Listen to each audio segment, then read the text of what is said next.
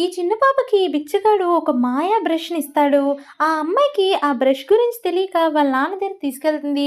ఆ అమ్మాయి ఎప్పుడు చూసినా పెయింటింగ్‌లేస్తూ ఉంటుంది. వాళ్ళ నాన్నది చిన్న కొట్టు. ఆ కొట్టులో ఎప్పుడూ కస్టమర్స్ రారు. అయితే ఈ బ్రష్ సడెన్‌గా పెయింట్ స్కెచ్‌లా మారిపోతుంది. ఆ అమ్మాయి ఆ మాయా మార్కర్ తీసుకొని వాళ్ళ నాన్న కొట్టు ముందు చాలా రద్దీగా ఉన్నట్టు గీస్తుంది. దాంతో జనాలు నిజంగానే పోగైపోతారు. ఆ అమ్మాయి ఇంకా మనుషులు గీద్దామని చెప్పి ఇంకా ఇంకా బొమ్మలు గీస్తుంది.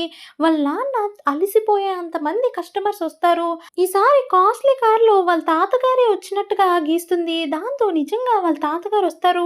"ఇన్ని రోజులు నిన్నొదిలేసినందుకు నన్ను క్షమించు" అని వాళ్ళ కొడుకుతో అంటూ ఉంటారు. వాళ్ళ నాన్నకేమీ అర్థం కాదు. ఎందుకంటే 5 సంవత్సరాల ముందే వాళ్ళ నాన్న పైకెళ్ళిపోతాడు. కానీ ఇప్పుడు కళ్ళ ముందు కనిపించేసరికి షాక్ అయిపోతాడు. "వీళ్ళు మన తాతగారో కాదో తెలీదమ్మా" అని చెప్పి అనేసరికి, "ఏంటి బాబు నిన్నొదిలేసినందుకు ఇలా అంటున్నావా?" అని చెప్పి బాధపడుతూ ఉంటాడు. ఇంతలోపే బిస్కెట్లు చూపిస్తాడు బంగారంవి. అది చూసి ఏంటి నిజంగానే మా నాన్న అని చెప్పి అనుకుంటాడు. అలాగే టీవీ ఛానల్స్ కూడా రావడంతో ఇంక గొడవ చేయడం ఇష్టం లేక వాళ్ళ నాన్నతో వెళ్దామని అనుకుంటాడు. "నువ్వు ఎలాగైనా రావాలి బాబు, నిన్నెలాగైనా తీసుకెళ్తానని" చెప్పి వాళ్ళ ఇంటికి తీసుకెళ్తాడు వాళ్ళ నాన్న. అలాగే కార్‌లో కూడా చెప్తాడు, "ఈసారి నుంచి నా బంగారం, నా ప్రాపర్టీ అంతా నీకే రాసేస్తాను బాబు. నీతో ఉంటేనే చాలు నాకు" అని చెప్పి ఆనందపడుతూ ఉంటాడు. ఆ అబ్బాయి కూడా, "సరే నాన్న, నేను బాగా చూసుకుంటాను నిన్ను కూడా" అని చెప్పి అంటాడు. ఈ అమ్మాయి పెయింట్ బ్రష్‌తో ఒక అందమైన అమ్మను కూడా గీసుకుంటుంది. ఈ అబ్బాయి కారు నుంచి దిగ్గానే ఈళ్ళ నాన్న ప్రాపర్టీ అంతా కూడా చేతిలో పెడతాడు.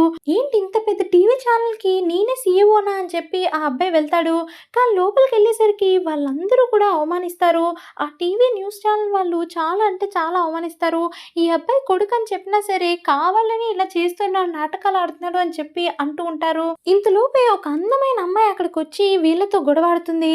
"మీరు ఇలా చేయడం తప్పు" అని చెప్పి వాళ్ళని నిలదీస్తుంది. అప్పుడు అందులో నుంచి ఒక అమ్మాయి వచ్చి, ఆ అబ్బాయి నిజంగానే సీఈఓ వాళ్ళ కొడుకు. ఇప్పుడు సీఈఓ అనేసరికి అతను కాళ్ళ మీద పడతాడు.